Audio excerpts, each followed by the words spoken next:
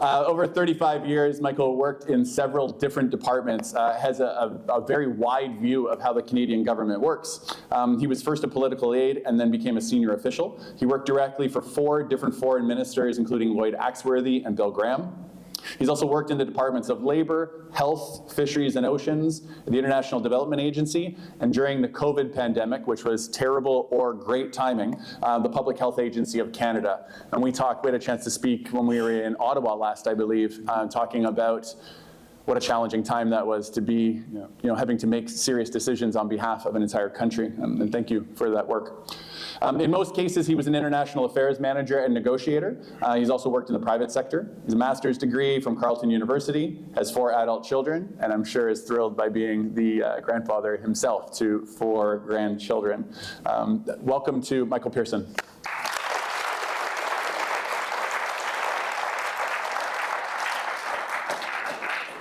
So there are a number of fantastic biographies on your grandfather. But when we were speaking about this book and you were telling us about how it came to be, the idea of writing something that was a little bit more personal, that wasn't just about not just about the politician and the statesman and the peace builder that he was, what's something that came out of the research that you were doing and the writing you did that is sort of a little known aspect or something that jumps out to you as something that people don't really know about but probably should be about our namesake, Lester B. Pearson? Thanks, Jason, and thank you, everybody, for being here. I'm absolutely happy to be here. I think it's been 10 years since I've been on the campus. Welcome back. Things have modernized to some degree since I've been here. It looks like that same fantastic location. And to answer your comment earlier about would Lester Pearson be happy to have his name associated, there is no question. He died about 2 years before the campus opened, before the college started. And I know that one of his regrets would have been, I wish I'd lived long enough to have been able to be out here because cross-cultural communication was such a hugely important issue, such a successful part of his diplomacy. Recall what Bob Ray, for those of you who were there last night, said about what are some of the chief attributes or things that, someone working in public affairs, in any walk of life, frankly, can be, and that's to be a good listener. Mm-hmm. And I think that was one of his major attributes, was being a good listener. The old line about, someone who you can try to figure out 2 sides of every story. He used to say, well, actually, there's 6 or 7 sides to every story that you need to be conscious of. So actually, some of my book is about things that you may be familiar with, obviously, his international activities, his role as a politician, and I'll speak a little bit about some of that a bit later. But a couple of things from my work that I knew about already, but I learned more about. The book, by the way, is a discussion or a kind of a chronological review of the letters that my father and grandfather wrote to each other over almost 40 years. We may need to stop there for a second and explain what a letter is to many members of the audience. It's like a paper thing that you put in the mail and somebody delivers it. So I just want to catch everybody up. But sorry. I think I start the preface of the book, which saying, the art of letter writing that's been lost, kind of thing. But I mention that particularly because I learned that early on in that correspondence, when my dad was just a young boy and a teenager, that they shared stories about their love of the cinema. Mm-hmm. My grandfather loved to go to movies, as did my dad. And I remember when I was 10, 11 years old, my dad taking me to movies. And now I realize better than I did then about where that came from, where his interest had come from in doing so. And it was his own father who used to take him to shows. They lived apart a lot of the time when my father was younger. But they would still write to each other about the theater, about the theater too. LBP spent a lot of time in New York City, and you know what the theater is like there. He really enjoyed that kind of experience, that kind of maybe decompressing, or there's other reasons for it. But their love of the cinema was something that they shared. And so as I wrote the book, and you read elements, or I read elements of the book, of the letters about exchanging information about movies they'd gone to see, I did my own little bit of, I like to call it, some you can relate to, just my own Wikipedia research, and read a little about what was happening in Hollywood at the time. Like the late 1930s, considered the golden age, one of the golden ages of Hollywood, as a way to kind of express a little bit about what that aspect of what was going on in popular culture at the time in that area that they both had an interest in. And people who read about LBP don't usually see or don't know something about that aspect of him. One you would know, or some of you would know a little bit more about, was his love of sports. He was almost a professional athlete himself. In the early 1920s, he played semi-professional baseball before or right after the First World War. And his brother was a little bit better than he was, but they both played for the same team in Toronto. And my grandfather also played lacrosse, and he was a very good ice hockey player. In fact, he went to Oxford University for his master's degree, and he was part of the Oxford Blues hockey team. There were 23 players on the Oxford Blues team. 21 of them were Canadians, I think. And they went to Switzerland at Christmas and played in a tournament where they would routinely win 26-0 or something like that. It was ridiculous. And he was known as Head of Zigzag, Lester Pearson, because he was a defenseman. I play hockey too, and I'm a defenseman, but I don't think I was probably as good as he was. He was known for zigzagging around the ice, so that's why he got that nickname. And I also discovered that I was 6 months away from having an Olympian as a relative, Olympic medal winner, because in those days, as he described, it was, if you were a member of the Commonwealth, you could be part of the British Olympic team. And the British Olympic team, believe it or not, I'm not sure how many Commonwealth, probably Canadians, were on the team, won a bronze medal at the very first the Chamonix Olympics, Winter Olympics in 1924. He left and went back to Canada. It was the Oxford Blue hockey team. That was essentially the team there, and he had gone back to Canada 6 months before. So I said, I missed by that much being able to say, I'm a relative and an Olympic athlete. Just to think that your grandfather went on to accomplish nothing, but you just narrowly missed out on that, did you? Yeah. I'm so sorry, Michael. Anyway, that went through his life. He loved sports. He used to go and watch Toronto Maple Leafs, for those of you who have ever heard of them.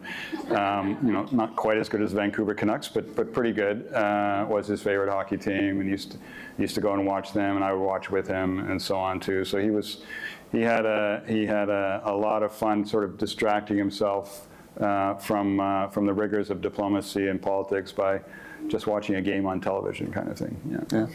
We were in a conversation not too long ago here on campus, and we were talking about the value of shared experience in bringing people together across multiple perspectives. And as you're reading through the correspondence, or knowing about the history of your grandfather, the role of something like sports to pull people together from different perspectives is incredibly powerful, right? It's something you can focus on that breaks down barriers and beliefs and unifies people behind an idea. No I in team, as they say. There you go. Yeah, absolutely.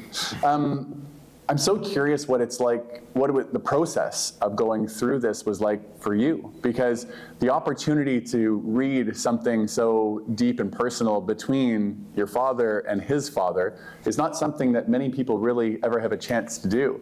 And I'm just curious about what your main feelings were like going through the research and then the writing process. Well, to some degree, it was a revelation. There were things about my father I didn't actually know as well, even though, of course, I was much older before he died. I was 13 when my grandfather died, so I knew him primarily as a grandfather in the roles that he played. Another lesser known, or one not as well recognized, about what his personality, how his personality was. And he loved playing the role of grandparent. He had 10 grandchildren, all under the age of 10, I think, at one point. When he was prime minister, he had 10 grandchildren under the age of 10, and he would spend time. There was for those of you who know, there's a summer residence for prime ministers of Canada just outside Ottawa, half an hour drive outside Ottawa, where he'd spend a lot of his time, and we would all be up there with him. As I was writing this book, and in fact I have even a section of the chapter, the Prime Minister chapter, where I talk about his love of that time up at the lake, going around with us, playing sports with us, winter sports, walking in the woods, going fishing. One of my cousins told me that he would take her to there was a major lake, and then there was a few small lakes around that you could get to by hiking just a few hundred meters from the major lake, and he would tell each of my cousins. He never did that to me, but he said, I've named this lake after you. This is Barbara Lake, named after you, Barbara, my granddaughter, Barbara. So I was just talking to her last year about that. She said, that was the most exciting thing for me to know. There was this lake named after me. So that was one thing, just getting reminding myself, being reminded about that great aspect of his personality, that interest he had, the time that he was willing to spend with little children. And maybe that was yet like sports and movies. That was another way for him to feel distracted from the day-to-day work that he was involved in. But I was always impressed and just reminded about how impressed I was about the effort and time he put into spending with family. That was certainly one thing. The other thing is, I think, better known, but I was reminded of many times was, Bob Ray said something about it last night, that he was very self-deprecating and always listening to others and so on, but he had this tough core. And it's true, he had a tenacity about, someone described it was like a crab. They say, the crab sort of, walks forward or crawls forward, there's an obstacle there, then it goes sideways, then it goes this way, then it tries to go again. Never quits, just keeps trying to find the way forward, and that was him. And Suez was a good example, probably the best example of someone who just constantly tried to figure out a way forward in a very intense environment where things had to be decided quickly, but he had that ability, number one, listen to 5 or 6 or 7 different points of view about things. A very good listener, and pretty good. I don't know if he actually ever said the words, I may be wrong, but I think he thought that way. And that made him successful, I think, as much as anything else, was that ability to kind of figure out it's not just straightforward. You sometimes have to go a very circuitous way to get to a solution. And not everybody can do that. Especially politicians don't have usually the patience for that. Mm-hmm. And that was one of his chief attributes, which I kind of knew before, but really came out in writing this. Yeah, Ambassador Ray talking last night about the intellectual humility that can lead to finding middle ground around that, going in with the idea that you can stand strong in your convictions, as long as you always have that little voice in the back of your head to ask, what if I'm wrong, yeah. Right? It opens the door to there being not just one side, but 6 or 7 sides, right? Yeah. And so acting in a way that's commensurate with that, even if he didn't say those words out loud, but that trying to find multiple perspectives is another way of looking at trying to access a point where that other person is like, I can understand where you're coming from, right. Or you have a different way to understand where I'm coming from. And I just want to add to that, and that leads to a certain amount of trust. Mm-hmm. And a willingness to consider when a solution does get presented, or when he came forward with an idea of how to get somewhere, that people say, well, I can actually trust this guy. It's not a ruse, it's not a trick to try to get me to agree or my country to agree to something. So, I can trust his personality. Personality matters in diplomacy, it matters in many things, obviously, but it really matters when the chips are down. And if you don't trust the person, if you don't have a sense of confidence in what that person is trying to do, if you think they have an ulterior motive, it's very difficult to get anywhere. And he knew that instinctively, and that's what made him, I think, such a good diplomat. The fact that, Mr. Pearson was an engaged grandfather and, found respite in his home life. When you look at all the other things that he was a part of accomplishing vis-a-vis the peacekeeping, work with the UN, founding of NATO, do you get a sense from either your research or just other sort of family lore about what sort of statesman, peace-building role was the one that he was the most proud of? And it's like when we look at his life, you look at it and you're like, how did one person accomplish all of that? But do you have any sense of what he might have been most proud of?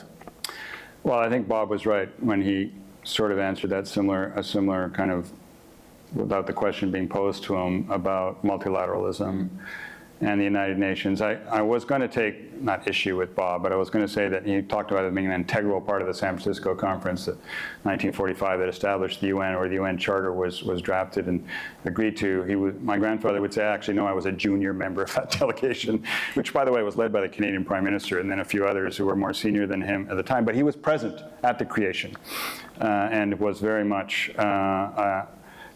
in his bones, if you want to call it that sense of importance of multilateralism. And that started even before the Second World War ended.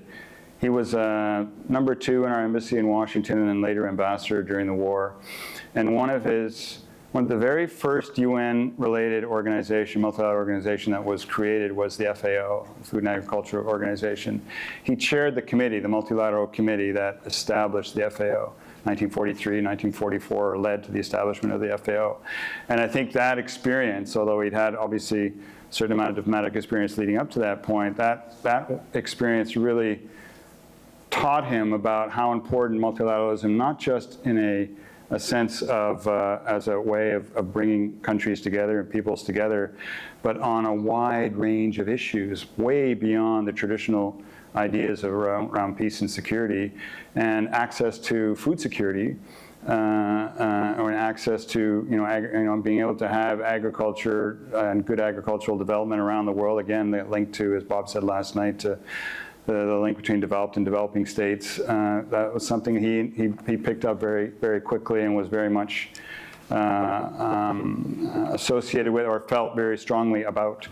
And then as the UN was established in 1945 and then quickly obviously evolved, he kept to that consistently, even though he at the same time, I often like to see, and people have said this as well, he had that right balance between being a pragmatist on the one hand, the crab who sort of tries to get around, the idealist as well, the two things together, that it could be in one person, both idealism and realism, and knew that you could be both, and to be successful you had to do both. And multilateralism, the work we did with the UN and so on, was his idealist impulse and desire, and pragmatism, I'd say, was often reflected in, for example, his approach to Canada-US relations, as well as the establishment of an organization like NATO, was the recognition that as idealistic as you want to be, as much as you want the nations to work together and so on, sometimes it doesn't happen, and you have to find other ways to assure the peace and security of your own people to start with, but of others as well. From either your grandfather's perspective or for you, for 3.5 decades in public service, that idea of being a leader, I thought the crab analogy was going to be a tough exterior and a soft interior. I thought that's where that's going to go, but I want to pick up on something you said earlier around like the idea of being stubborn and tough, but also porous at the same time, And the idea of when to change your mind and when not to change your mind is one of the more difficult aspects of adulthood, leadership, whatever it would be. For you, when you were working in public service, or from you looking at your grandfather's history, how would you talk to maybe our young people here as well as they're sort of navigating this world? How do you make up your mind about when to stand firm, when to be stubborn, and when to bend and be the crab that tries to find another path? How have you thought about that over your career and in thinking about your grandfather's career? Well, that's a tough question. I'm asking for myself, for a friend. We could all ask ourselves the same question. I think I would say that you have to feel clear about your core values and what drives you as an individual, and you can often get that from your early family life or other experiences you've had in the younger part of your life. Things that have always resonated with you, have always had a kind of an impact on you, where you were sort of always thinking that this is something I really want to have happen, or this is something I believe is absolutely necessary. And I think that was a good example. I could read about it a little bit from the book, but I wrote about his work on the new Canadian flag in 1964 and 65. And there was a huge amount of animosity, disagreement, dislike. For those who've heard of John Diefenbaker, he was the leader of that. It was the opposition conservative leader at the time. But it was reflected in what we'd call old Canada. People that had sort of the legions, the military who had fought in the First World War and even in the Second World War with the Red Ensign, as it was called, which was basically a Canadian flag, not the one we have now, but a different one where the little British emblem in the corner. And Australia and New Zealand still have a flag like that. But he believed in his core that a Canadian identity, and that was really what drove him as Prime Minister, we needed to redefine the Canadian identity, and we need to be looking forward, we need to be looking ahead and where we want to be, not where we have been. He would love Kamala Harris because we got to leave the past behind.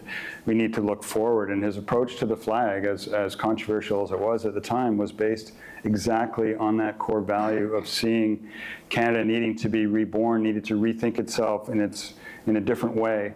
A symbol, and the flag was the most significant symbol of that. By the way, the flag that we all know and love today was not the flag that he actually wanted. The Pearson pennant, as it was called then, was the one that he wanted, was a flag very similar today, except the borders were blue instead of red, because he wanted it sea to sea. He said, they love the Pacific and the Atlantic. He wasn't thinking of the Arctic so much at the time, but it was much more frozen then, I suppose, or less open water than it is now. That was all the white. Yeah. But the Pacific, Atlantic, he thought the blue borders really reflected the countries, and it was 3 maple leaves, not just 1 maple leaf. So the Pearson pennant was like Diefenbaker and others would make derogatory comments about that. But that kind of showed the other point about his flexibility, right? He had a core value about what he thought was important, but he was willing, like the crab in a different way, to get there through other means and through other ways, and with other ideas he was able to absorb and hear the ideas of other people that would lead to a solution. A lot of people think of Suez as being, Lester Pearson inventing peacekeeping. And he would say that wasn't me that invented the specific concept, it was me that made it happen or helped make it happen. Other people talking in New York, including Dag Hammarskjöld, who was the Secretary General at the time, were thinking about this idea of a multilateral force. He himself, Pearson, had talked often about a UN army, and why not have different militaries from different countries come together and act as a united force, as a UN army. He had been talking about that from 1945 onwards. But the idea of creating this particular UN, as it became the United Nations Emergency Force, was not specifically something that he latched onto and said, that must be, I'm going to drive that specific suggestion. He heard about that, he talked to others about that, and then he made it happen. He was able to persuade others that this was the way forward, this was the way to make this concept happen, and did it over a period of 4 or 5 days. It was really an intense short period of time in November of 1956. And that was, I think, his ability to be able to have a core value, a sense of what he thought was important and what was needed, but a much more pragmatic way of making it happen, and then latching on so that others would buy into it, and to see that this is not just Lester Pearson pushing this forward, this is not just Canada pushing this forward, this is actually an interesting idea and approach that we could all agree with. That's a good example of this overlapping Venn diagram of the idealism and pragmatism, isn't it? The idealism was the sort of core central tenet for the flag, for instance, around a common identity. But the way you get there is to involve other people in the very cosmopolitan sort of approach of, let's have people be included in the path getting to wherever the ideal is. Exactly. But that's wonderful. I'm going to turn to the audience now. I can see the audience a little bit more. Fantastic. Are there questions out there for Michael? I could keep asking questions, but are there questions out there? He recognized how important it was to understand the perspectives of others who came from very different backgrounds, whether it's geographic or religious or you name it. There's so many different elements of that. And he was instinctively, back to the sort of, how he translated a core value of trying to find solutions to problems, was the basis of that sense that he had that we needed to think about how the other person was thinking, where they were coming from, what was driving there, and what was their perspective, and why was it there, not just what it was, but why it was there. And I think he was then able to kind of translate that, and I'll just tell a quick story about this that kind of then reverts back to you being able to answer, which is, to take bold steps, to do something innovative that would show that you're willing to see another perspective and to appreciate and enjoy or recognize and value that perspective. He was the first NATO foreign minister to go to Russia, the Soviet Union as it was then called, in 1955, met with Khrushchev, who was not yet the formal leader of the USSR, but was clearly becoming that.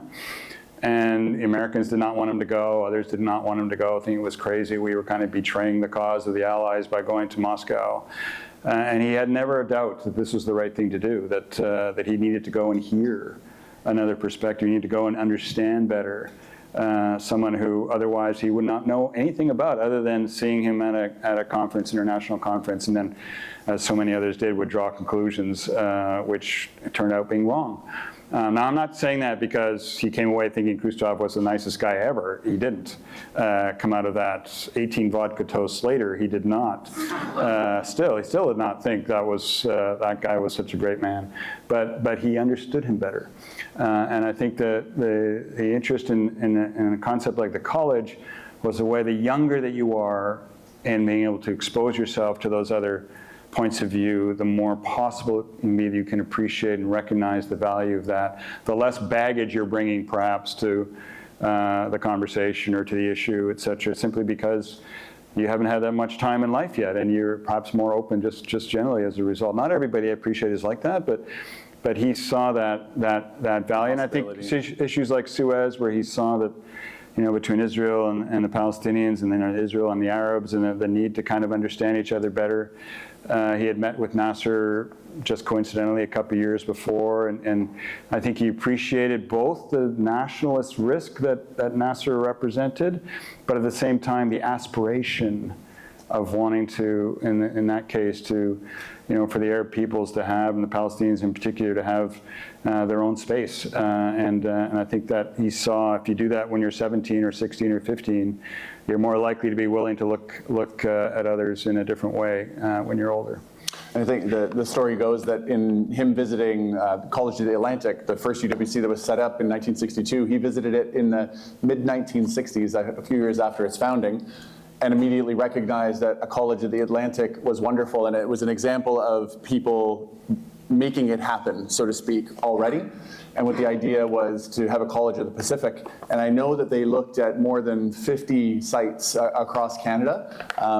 And I think when they landed here, maybe it was as far as they could go, maybe like the Oregon Trail, they just ran out of space. But I think in Pedder Bay, they found a magnificent piece of land that allowed you to feel very connected and very isolated at the same time, right? Isolation is a huge part of what makes this such a special sort of a crucible where people come together and have a chance to really get to know each other without the outside world being a part of that. Now, things have changed in 2024, technology advances, but the core idea of bringing people together in an isolated environment at such a key time of their life was an extension of Kurt Hahn's founding of the movement at all, which was driven by attending a conference with NATO officers and seeing that and thinking, if we could bring them together before they were officers in their 20s and 30s, maybe we have a shot at making the world a little bit more peaceful. So that was part of the genesis and the living of those values, kind of him recognizing that in College of the Atlantic, and thus Pearson College, United World College, College of the Pacific was born. We didn't have a ton of branding back then. We put college in the title 3 times. There's a lot of hyphens, but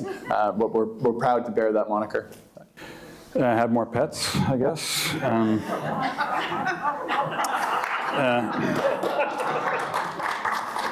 I'm actually not completely unserious about that. Anyone who's had a pet knows how incredibly valuable they are to you one way or another. It's a really good question, and you worry about it because this is hardly a U.S.-only phenomena. It seems particularly difficult in the United States right now, but it's not the only place in the world where we're seeing that kind of polarization, animosity. I think I kind of look at it from the standpoint of where you can find success stories, depending on how you define a success story, that in the midst of polarization can actually work. Now it comes back to the issue of values, right? You have to have a certain value, and maybe there are certain people who are, types of people who just can't change their values and they cannot meet up. But I was, maybe I'm not like my grandfather, I'm a bit of an optimist by nature, but I was November 5th in other ways, not just who becomes president will be a test of that. But the 7 states in the US that since Roe versus Wade was overturned have gone to a popular referendum in that state, i.e. the public of that state were able to make a call about whether they thought a constitutional right to abortion was necessary every single time, including in red states or reddish or purple states. The public and Americans have said, that's what we want, that's what we support. Now, what is it, 11 more states that have that on the ballot in November as well. I look at that and say, behind every sort of polarization situation, you maybe also have other values that people, if they have a chance to express them and vote on them, if you like, in that sense, can demonstrate a willingness to be more accommodating to others.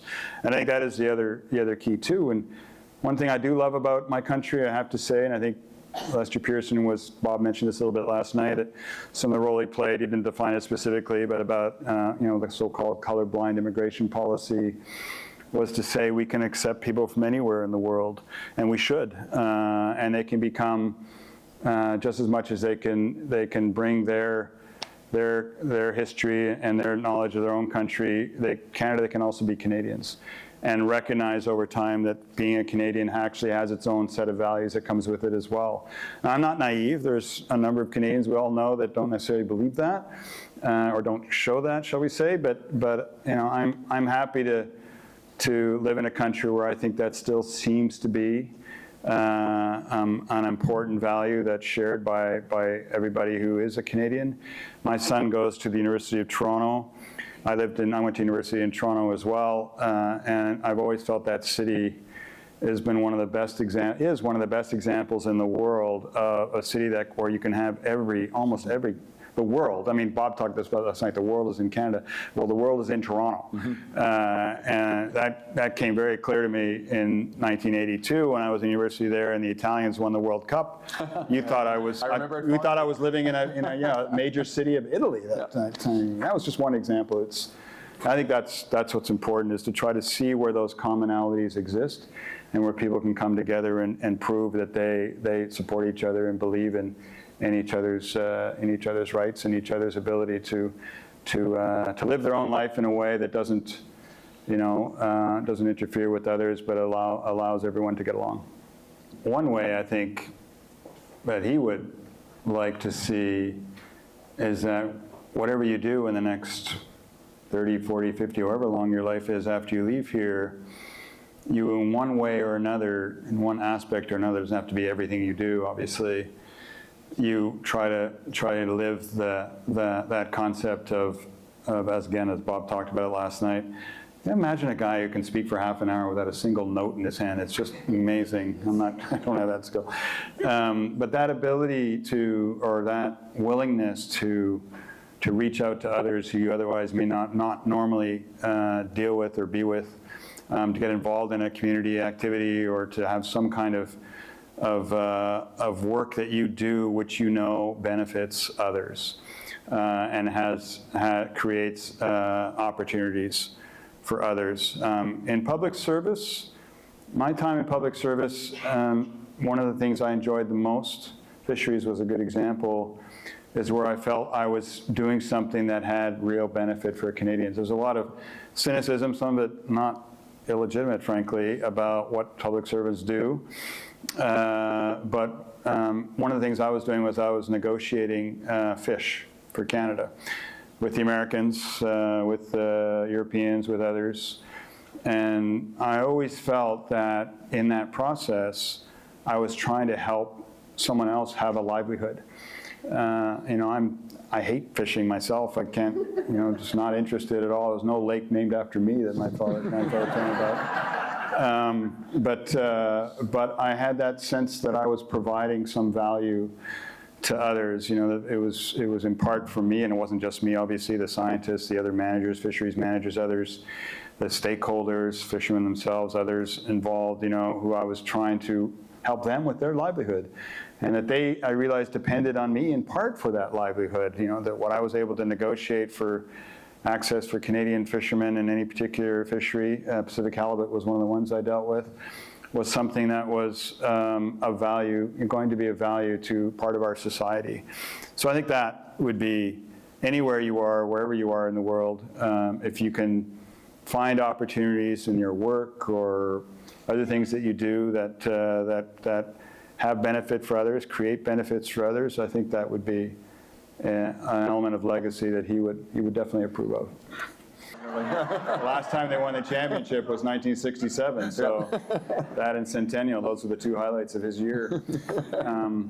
So I think he was competitive, but I think for anyone that's played team sports, it doesn't have to be only team sports, it's as much about the team and the people that you're with, that you're doing something with collectively. It's not just about you and what you can or cannot accomplish. And it's also as much about, doesn't matter what role you're playing on the team. You could be the best player on the team, you could be the worst player on the team, but you're part of that team. And I think that value of why teamwork was so important, and why teamwork, not with people who are of equal skill or even close to equal skill, but people with very divergent skill.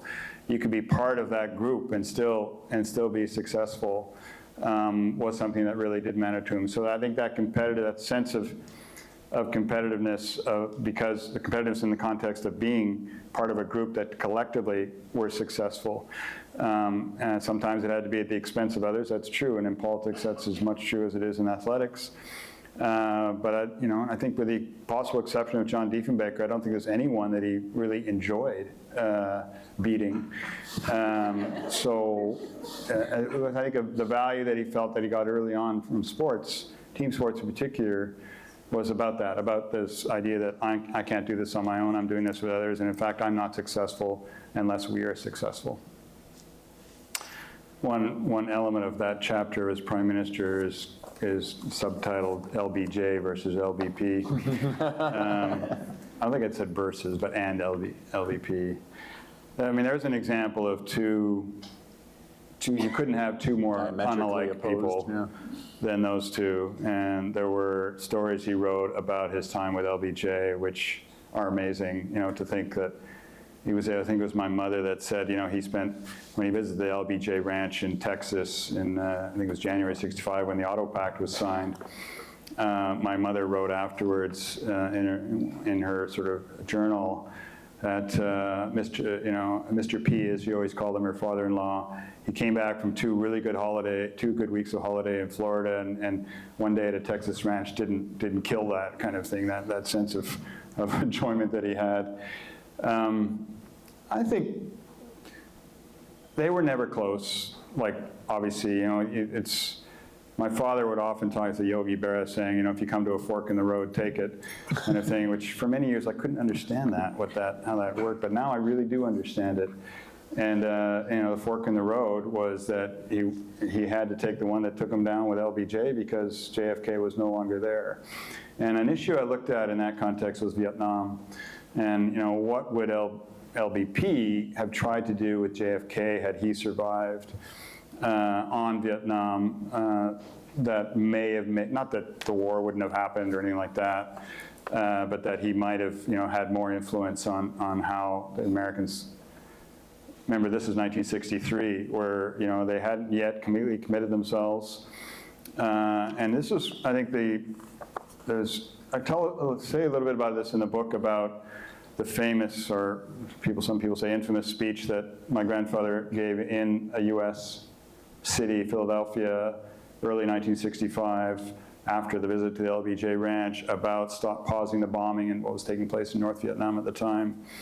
And he was, this is the popular story, that LBJ went to Camp David afterwards and he was yelled at, and LBJ was 6'4", and my grandfather was 5'6", maybe, or 7, towering over him, "You pissed on my rug," et cetera, and almost physically accosting him, and the contrast between personalities, let alone height difference, was so dramatic. And yet my grandfather almost anticipated that he knew this was unpopular, but that he was willing to take that chance, to make that kind of, to push the envelope a little bit, to try to encourage the President of the United States to think more carefully about what he was doing. And perhaps, obviously it didn't make a difference in the end, but to take that kind of chance. And throughout his career, if you look at how he managed various U.S. presidents, I think he knew 6 U.S. presidents all told. he always tried to do that, to try to figure out a way to move the ball forward in the relationship, or to come up with ideas that perhaps were not popular with the US president at the time, but would be something that might advance a common cause. Trying to control atomic weapons early just after 1945 was another example of that with Harry Truman. Obviously unsuccessful again, but just because you're unsuccessful doesn't mean you don't try. And I think he saw the Vietnam speech and what he did there, tried to do there as an example, just as he also made the same decision not to allow Canadians to fight in Vietnam. And he also allowed a Canadian to play a role in what was called the International Peace Commission there, which was a failure in a way. But my father referred to that peace commission which existed. It was like a control commission that was supposed to keep parties apart. It didn't work, but it actually was an exercise in peacekeeping. My father described it that way, in a totally different way than the military, obviously, but trying to figure out how different parties were thinking and to encourage them to come to some kind of common ground, and that Canada could play a role in that regard. And the whole idea was never to kind of bite off more than you can chew, but don't be afraid to take a chance. And maybe that might lead to a success or not. I say in the book that 5 days after Pearson made that speech and then later got raked over the coals by the president came out with his most comprehensive peace offer in Vietnam. Now, were the two related? Was it coincidental? Who knows? And of course, in the long run, it didn't make a difference. But maybe there was a connection there. And that sort of defined, I think, a lot of his legacy when it came to trying to work with the United States. When we were getting ready for all the build-up and lead-up to the 50th anniversary that we're kind of celebrating all this year, Carly and the team and I and with the board talking about what the tagline is going to be. Not just because you need to put something on a T-shirt, but how do you encapsulate 50 years of an audacious mission in 3 words that not only captures the past but also outlines the future? Unite seemed like a pretty obvious choice. Inspire was fairly obvious for us in the sense that what we're trying to do here is to pull students together. They inspire one another. They're inspired by the faculty and staff that they're with, and they inspire us in return. And the third one we wrestled with because it was so important, and I'm really glad that we settled on ACT. Because the theme that I keep hearing from you over and over again about what LBP wasn't afraid to do was when he came to a fork in the road, he took it. Yeah. Doing something to act on your values is so important, rather than thinking, complaining, endlessly talking about doing something to act. Yeah. And so going back to the question from earlier about what could the legacy be, living your values day to day, making a difference, and acting is a theme that I kind of hear repeatedly from our talk today, and it's a great fit with where we settle. And by the way, shout out to you, Ty, because of all the students I talked to today and other times, they look at you, they talk about you as being the guy that acts, Absolutely. Gets things done. So Absolutely. There you go. Congratulations to you. Not that you don't do it with the full support of the head of the college, of course, and the chair of the board of directors, et cetera. You give it all away. You accept that leadership, I was once told, is giving away all of the kudos and accepting more than your share of the blame. And I have a wonderful team, so thank you for rightly identifying that. I'm conscious of time. We were supposed to go until 5 o'clock. We're on time for Pearson. It's 5:05. But if there's a final question out there before Yeah, and Albertan will appreciate this. I talked about that time we spent with him at his summer residence, Prime Minister's official summer residence. It's at the long lake, about 2-3 kilometers long. And I remember one winter, and most of us in most of the country can relate to this. There are times, it happens more and more rarely with climate change now, but there are times when it gets really cold for a certain period of time, but it doesn't snow, so the ice forms on a lake or a river, and you can skate on it, and it's black ice, which is usually the safest ice as well. It's a bit disconcerting because you can also see the water right below the ice, but I remember skating up that lake with him, and he was 67 years old, I think, at the time, 68 maybe, and skating 2 kilometers up the lake, 2 kilometers back, and I'm pretty sure I was huffing and puffing behind him at the age of 8, but it was that memory of being with him and of doing something like that, a grandfather, grandson, and I'm sure some a couple of my sisters and others were with us as well. Just in that wilderness kind of environment where it's just the wind and the ice and the trees and nothing else. Quintessentially Canadian, I guess some people would say, and probably you don't get ice forming out here on Pedder Bay that much, but that was a real memory. And that was sort of, I knew him, as I said at the beginning, as a grandfather. That was my primary relationship with him. I, to this day, say, as I said, I was 13 when he died. I never asked him about politics. I never asked him about international affairs. I couldn't care less about that stuff at the time, and I wish I had, because it may have been some other conversations we could have had, but we shared the love of the outdoors as well as love of sports, and those are the things that I remember. Michael, any final thoughts that you want to share? Anything that we haven't sort of touched on that you were looking forward to sharing? I was talking to my spouse, Carrie Buck, who's here, about a little silver box that we have at home, which my grandfather was given many years ago, and I can't even remember who from. But there was a saying on the box which he loved to repeat, which is, diplomacy is the art of letting someone else have your way.